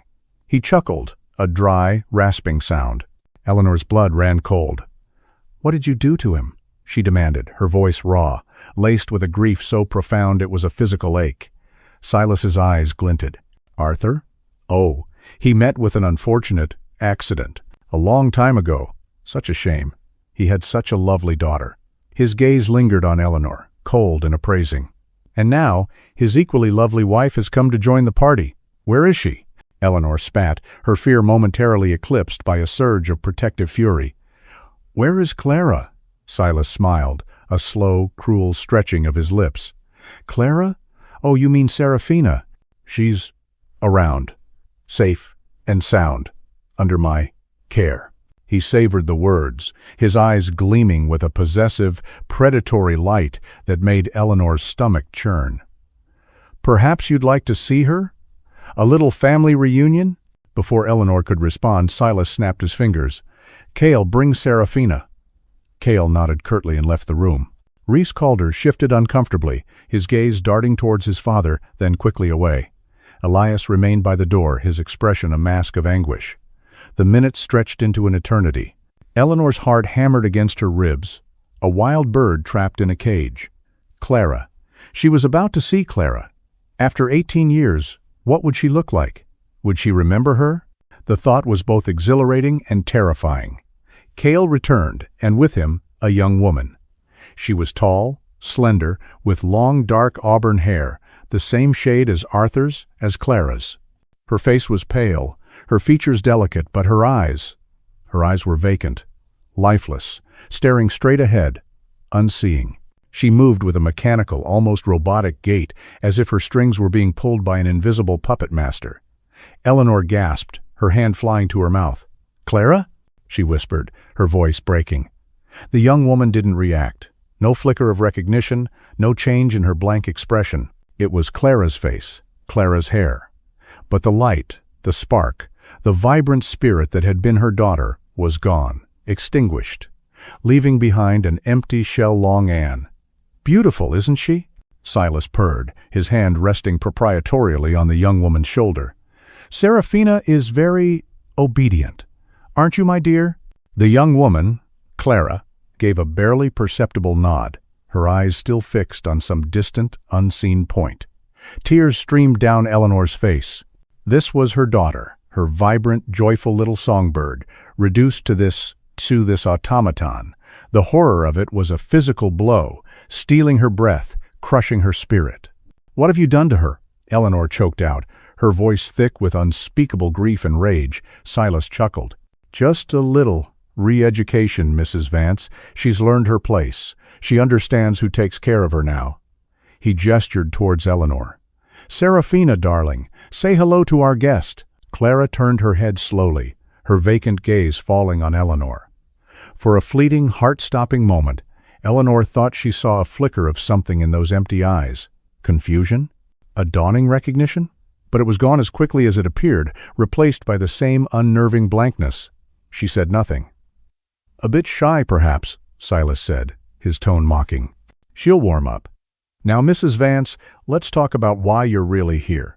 You've been making waves. The police are sniffing around. That junkyard," Reese made a mistake, "bringing that old wreck there. A sentimental fool, my step-nephew." He shot a contemptuous glance at Reese. You killed Arthur," Eleanor said, the accusation a raw wound. "And you stole my daughter. For 18 years. Killed is such an ugly word, Mrs. Vance. Silas said smoothly. "Let's just say Arthur was removed from the equation. He was an obstacle. And Clara? Serafina? She was an acquisition. A rather charming one, I must admit." His eyes roamed over Clara in a way that made Eleanor's skin crawl long. "You're a monster," Eleanor whispered, her voice trembling with a loathing so intense it was almost a physical force. Silas merely smiled. "Perhaps. But I'm a monster who gets what he wants. And right now, Mrs. Vance, I want to know what you've told the police. I want to know how much they know, and you're going to tell me, one way or another." His voice dropped, the silky menace sending a fresh wave of terror through Eleanor. He took a step closer, his cruel eyes boring into hers. "We can do this the easy way, Mrs. Vance, or we can do this the hard way. The choice is yours, but I assure you, the hard way, it can be very, very unpleasant. Especially when I have such a lovely incentive right here." He gestured towards Clara, who stood motionless, a tragic, silent pawn in this horrifying game. Eleanor's mind raced. She had to stall, buy time. Evelyn would have called Harding. They had to be on their way. But how long would it take them to find this isolated, hidden place? I haven't told them much," Eleanor began, her voice quavering, playing for time. "Just about the car, and the locket, the music box." "Ah, yes," Silas sneered. "Reese's little sentimental treasures. He always was a soft touch, that one." He glanced at his nephew again, a look of utter disdain on his face, careless, stupid. Suddenly, the sound of distant sirens pierced the oppressive silence of the farmhouse. Faint at first, then growing steadily, unmistakably closer. A look of surprise, then fury, contorted Silas's face. "What in the bloody hell is that?" he roared, whirling towards Reese. "Did you lead them here, you incompetent fool?" Reese blanched, his eyes wide with terror. "No, boss, I swear, I don't know how." Cale moved towards the grimy window, peering out cautiously. "Police, boss! At least 3 cruisers coming up the access road. They're surrounding the property." Silas cursed, a string of vile obscenities. His predatory calm shattered, replaced by a wild, cornered animal ferocity. He grabbed Clara roughly by the arm, pulling her towards him. "We're not finished here," he snarled, his eyes darting around the room, seeking an escape. "There's no way out, Silas." Elias suddenly cried out, his voice surprisingly strong, stepping forward from the doorway. "It's over. You can't keep running. You can't keep hurting people." Silas whirled on Elias, his face a mask of pure rage. "You old meddling fool," he spat. "This is your doing, isn't it? You called them."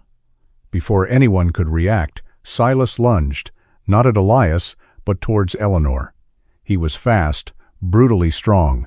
He grabbed her, his fingers digging into her arms like talons, yanking her from the chair, her bonds cutting into her wrists and ankles. He shoved her forward, using her as a human shield.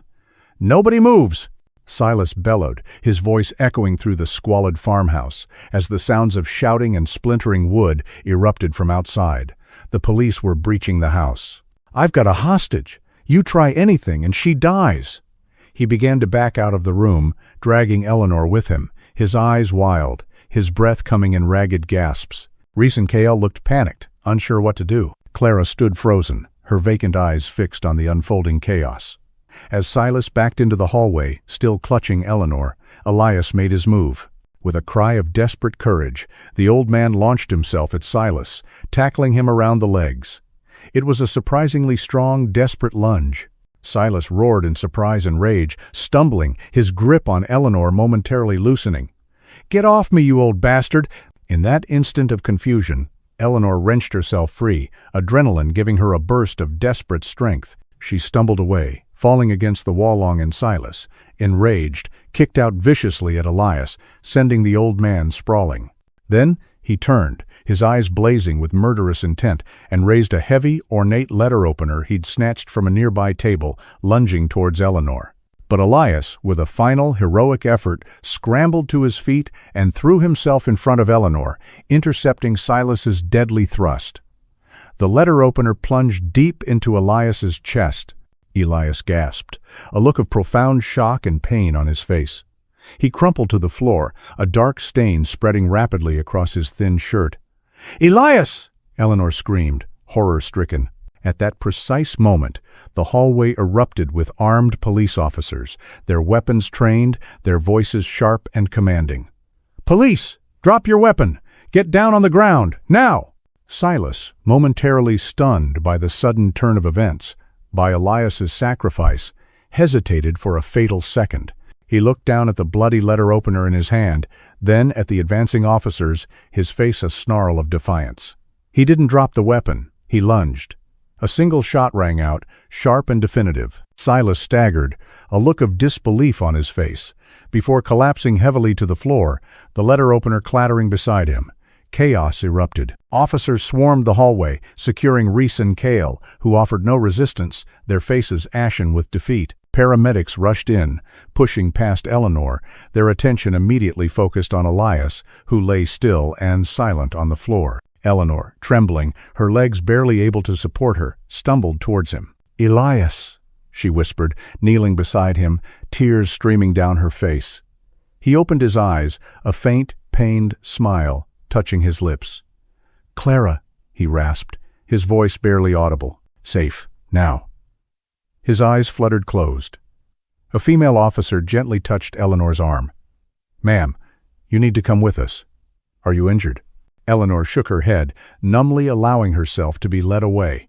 As she was guided out of the dark, oppressive farmhouse and into the flashing blue and red lights of the police cruisers, she saw Clara. Her daughter was standing near one of the outbuildings, a paramedic gently trying to speak to her. Clara's expression was still distant, but as Eleanor's gaze met hers, for the briefest of moments, a flicker of something, recognition, awareness, seemed to pass through those haunted eyes. It was a tiny spark, almost invisible, but for Eleanor, it was everything. Elias, brave, tormented Elias, had given his life not just for her, but for that spark, for the hope that Clara, her lost songbird, might one day find her way back from the darkness. The serpent was dead. The game was over. But the long, arduous journey of healing, for herself and for her daughter, was just beginning. The Blackwood estate, once a haven of hidden horrors, was now a maelstrom of controlled chaos. Police officers meticulously combed through the dilapidated farmhouse and its outbuildings, cataloging evidence, their movements precise and professional, against the backdrop of flashing emergency lights that painted the scene in stark, surreal strokes. Paramedics worked with urgent efficiency. Elias Calder was carefully loaded into an ambulance, his life hanging by a thread. Silas Thorne's body, covered by a stark white sheet, was a grim testament to the violence that had finally ended his reign of terror. Reese Calder and Cale, their faces pale and drawn, were led away in handcuffs, their reign as Silas's enforcers definitively over. Eleanor found herself sitting on the bumper of another ambulance, a thick blanket wrapped around her shoulders, though the chill she felt was bone-deep, a product of shock and 18 years of accumulated grief. A young, kind-faced paramedic was gently cleaning the abrasions on her wrists, where the ropes had bitten into her skin. "You have some bruising, ma'am," the paramedic said softly, applying a soothing ointment. "And you're clearly in shock. We need to take you to Oakhaven General for a full checkup." Eleanor barely heard him. Her gaze was fixed on Clara, Serafina, as Silas had cruelly renamed her. Her daughter was being attended to by another paramedic, a woman with a gentle voice and compassionate eyes. Clara sat on a collapsible stretcher, wrapped in a similar blanket, her long auburn hair falling around her pale, still face. She remained unnervingly still, her eyes vacant, staring at some unseen point in the distance. That fleeting flicker of recognition Eleanor thought she'd seen was gone, leaving behind the same heartbreaking emptiness. Evelyn arrived then, escorted by Detective Harding.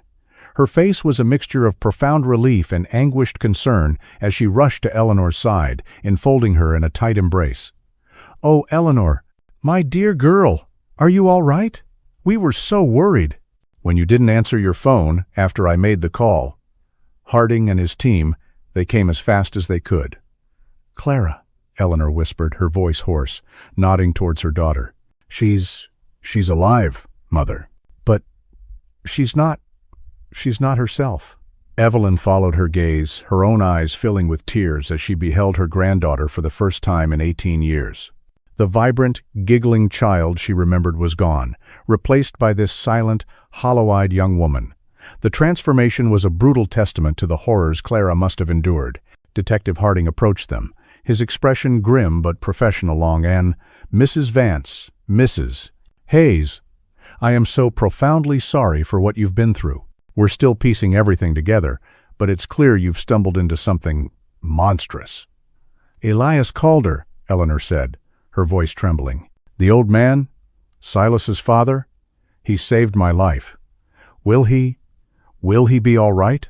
Harding's expression softened with a hint of pity. He's critical, Mrs. Vance. The paramedics are doing everything they can. He lost a lot of blood. It's touch and go. He paused. He was able to tell us a few things before they took him. Confirmed that Reese is his son and Silas Thorne his stepbrother. He also confirmed that your daughter, Clara, has been held here under Silas's control for many years. He seemed to carry a heavy burden of guilt. What about Arthur?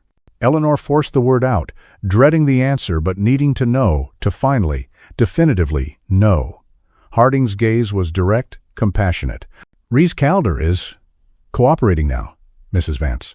The fight has gone out of him. He's confessed. He was just a teenager himself 18 years ago when he first fell in with Silas.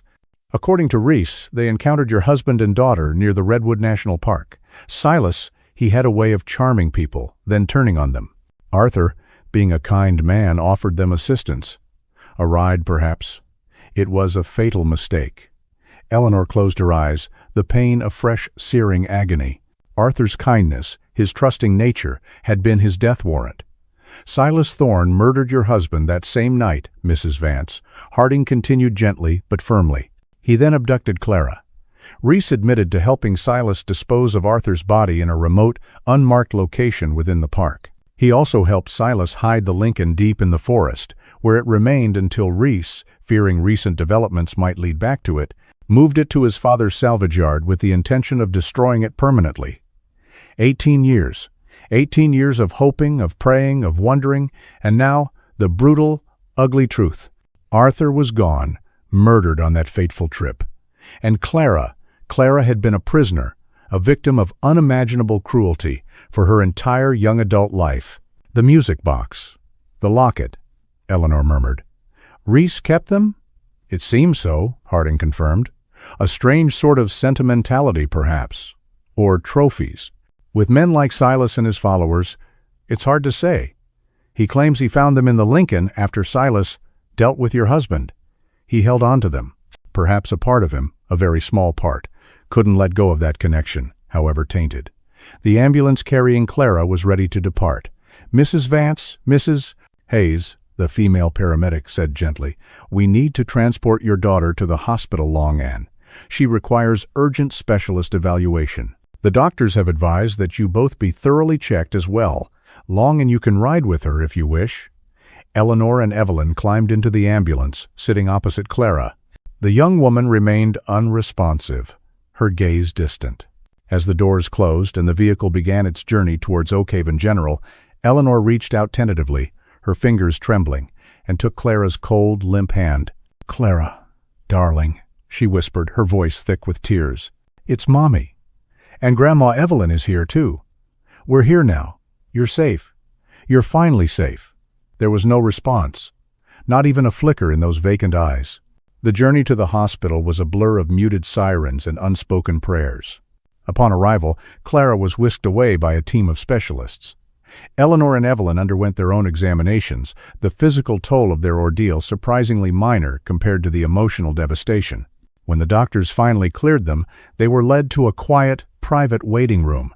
Detective Harding joined them a short while later. We've searched the Blackwood estate thoroughly, he informed them. It appears Silas Thorne was involved in a number of criminal enterprises, human trafficking likely among them. Clara, Serafina. She may not have been his only long-term victim, though she seems to be the only one currently at the estate.